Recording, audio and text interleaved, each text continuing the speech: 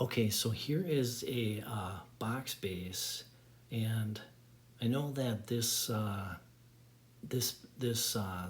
base is a tunnel 14, and so it's attacking down, um, and the defenses are not that great even at a town hall 14.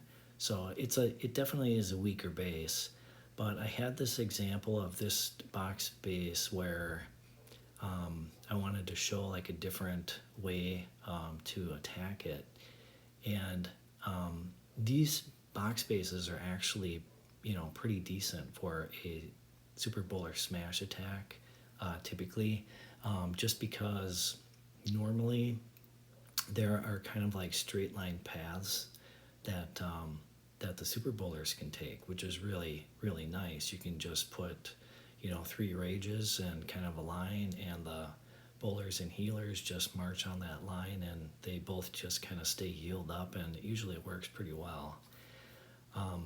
And so for this particular layout, when I'm trying to decide where to put the flame flinger, I'll think is, can I get the town hall first of all? And on this one, I don't think that I'm going to be getting the town hall, most likely with the flame flinger without doing something sort of special, just because of the expos that are kind of on either side. It's not really that great of an option, and I could come from the side, so either on the sort of the kind of the, I guess, the 730, that bottom left edge, or the upper right edge. I could go from one of those potentially, but what I don't like about that is, if you think about putting a flame flinger in one corner and the Granden Warden in the other corner, it means that the super bowlers are going to path in the middle. So let's just say on the bottom side here, they'll path in to where that royal champion is defending, and the scatter shot, and I could bust in there and jump, like between the expo and the yeah, actually I could put a jump sort of like on top of the air sweeper on this side, and I might have kind of a path to go to the town hall there, but there's more stuff that it starts to make the path too wide for the super bowlers, and you don't know which way are they gonna go. Are they gonna follow that jump? Because there are buildings if they just keep going straight also. And so a lot of times on these bases, I'm tempted to attack again from this 430 side, and it's pretty common for me to actually attack from that side, and it's supposedly for people that are right-handed, they most often attack from that 430 side, and it is that way for me. I know that that a lot of times I'll pick that side, and it's probably because I'm right-handed. It's just easier. You don't have your hand like blocking the screen and stuff like that. But when I'm looking to attack from that side, for the flame flinger, expos and mortars are what I'm looking for, and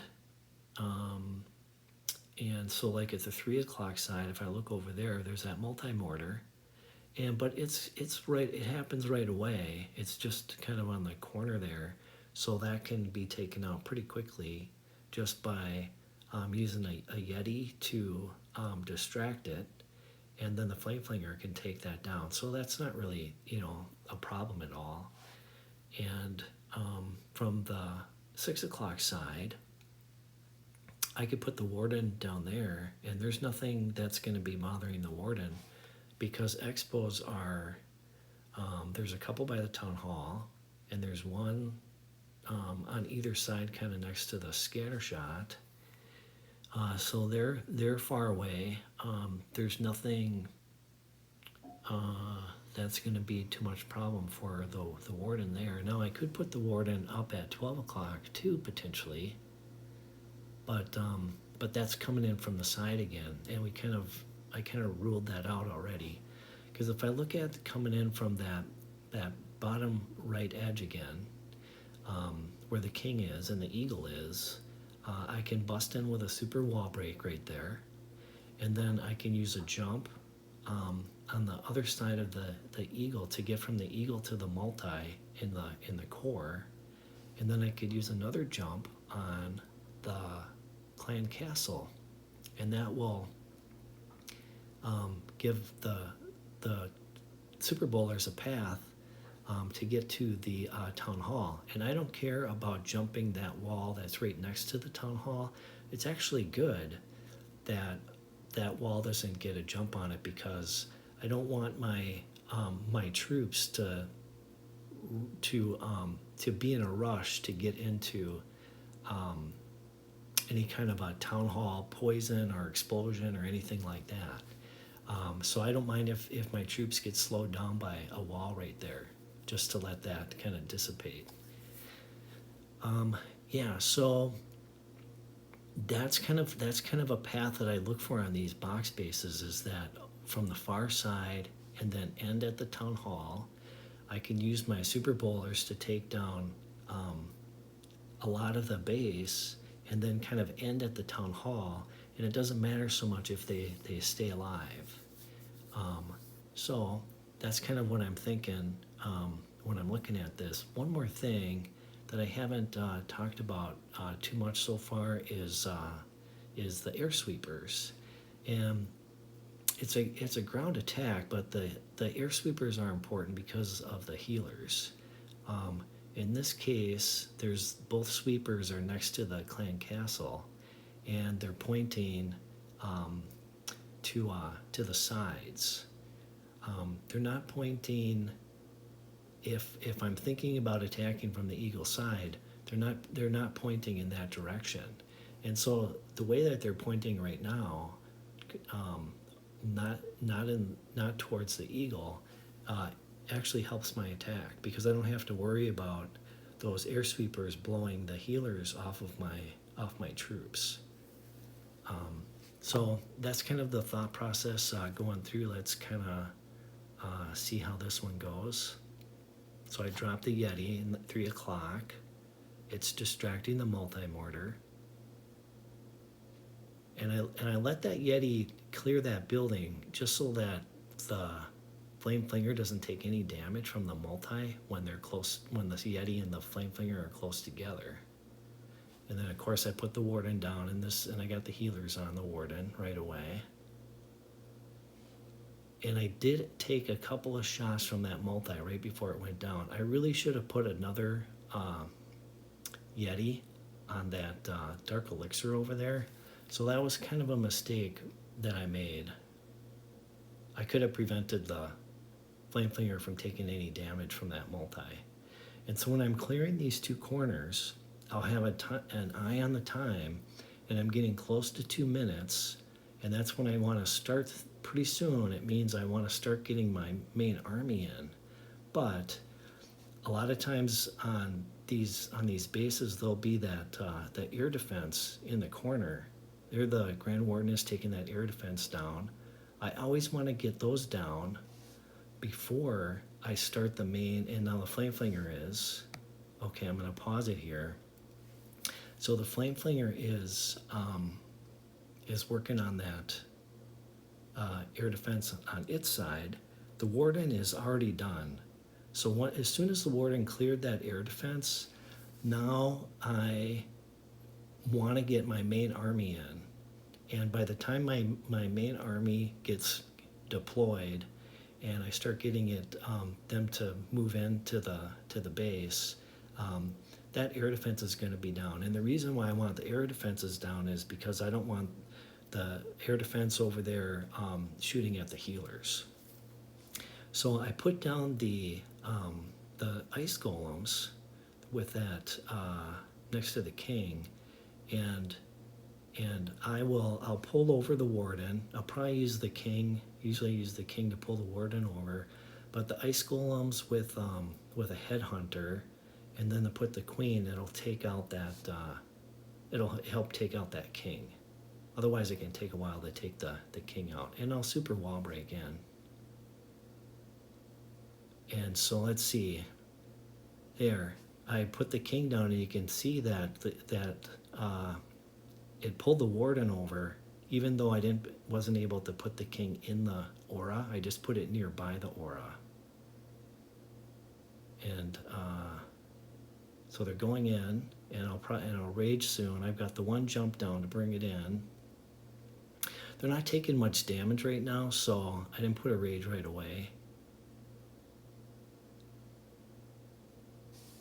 And one thing that's interesting here is you can see that the residual damage from the Flame Flinger, and this can happen sometimes, it burned through the walls on that right-hand side. So I was in maybe a little bit of a trouble here because the king and the bowlers are starting to walk off to the right there because that wall opened up. And I've also have clan castle troops coming out.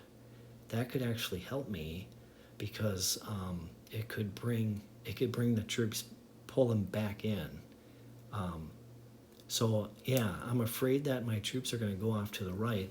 And if I notice that happening sometimes, and I've got the king sort of ahead, even though the king has got a lot of health on him, I still might activate the king just so that it will hurry up and take out those defenses.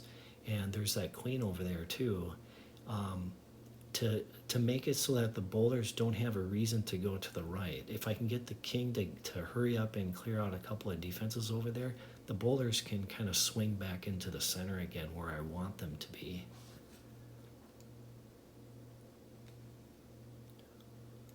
And so there's the king going over to the queen.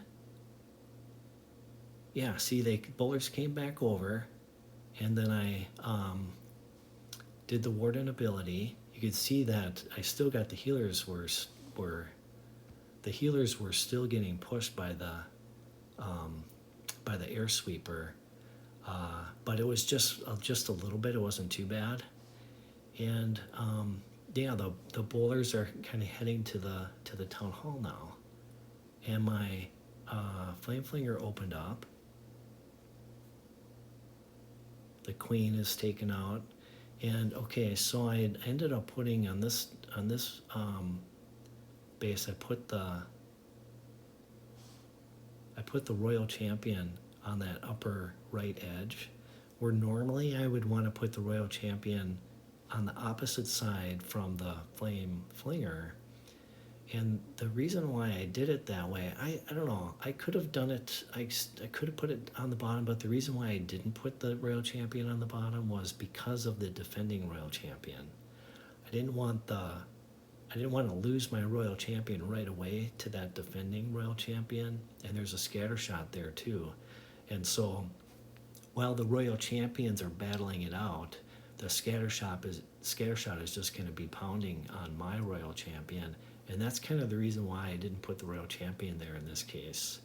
I do have you can see I still do have the skeleton spell that I could use on that. I could use the skeleton spell, and this is what I'll do in a case like this, is I will use the skeleton spell on that defensive royal champion just to distract him, and then take him out with my royal champion. But I didn't, just because that scattershot was there too. The scattershot's just going to wipe out the skeletons and a lot faster, because it's just going to be all in one shot.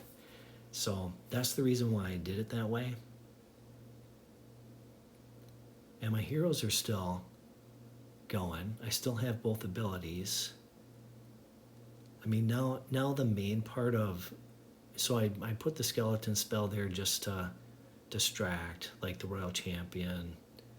I was trying to distract the scatter shot there too, but that didn't work. The scatter shot was going after my queen. It didn't really matter. I mean, it's a Town Hall 14, and so yeah, you could make some mistakes, and it's not that big of a deal on a Town Hall 14 sometimes. So that's an example of a box base kind of coming all the way from the far side, pathing with the jump spells.